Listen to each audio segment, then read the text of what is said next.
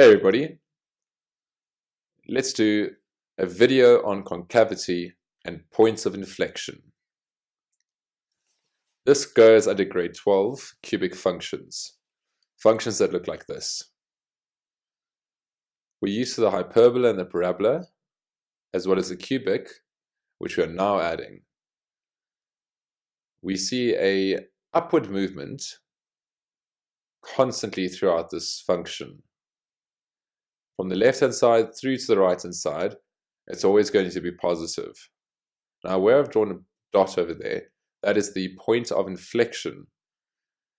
We know it's a point of inflection because when we take the first derivative is equal to 0.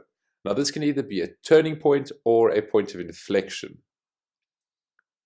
On the left-hand side of the point and on the right-hand side of the point, the first derivative is positive.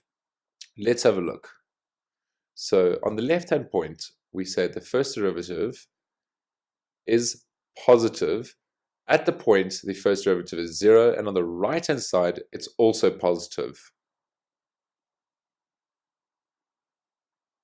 We take the point for x of -1 and 0 and 1, and we see that on the left and on the right, it's positive. That is our simple test for a point of inflection. Right. Let's continue. We're talking now about concavity. If one looks at a function of a parabola, a friendly smiley face, and a sad upside down parabola, we can see a point of inflection or a turning point. In this case, we're talking about turning points.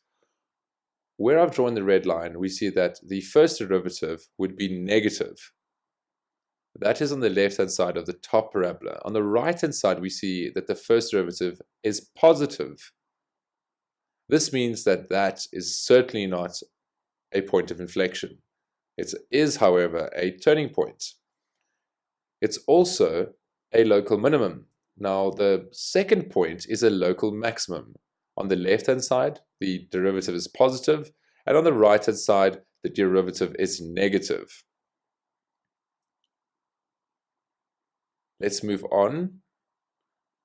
Over here, we say for the point x, which is equal to 1, then 3 and 5, we see that the first derivative for the first and top function, the first derivative would be negative. For 3, it would be 0, and for 5, it would be positive. This tells us that that is a positive parabola, which means that it is a local minimum at that point. Now, for the second function, we will see that at the points 1, 3, and 5, that the first derivative on the left at point 1 would be positive, at 3, 0, and at 5, a negative. Therefore, we have a local maximum. Let's do a test for concavity. Over here, we begin by saying the first derivative, now the second derivative of x in the test for concavity is less than 0, which means it's negative, an upside down looking parabola. That shows our concavity. We see that it is positive, meaning that you have a smiley face or a positive parabola. Now, if we are to take the second derivative of x and we say it's equal to 0, we then say there is no conclusion. There's no conclusion about concavity. So let's just reinforce that.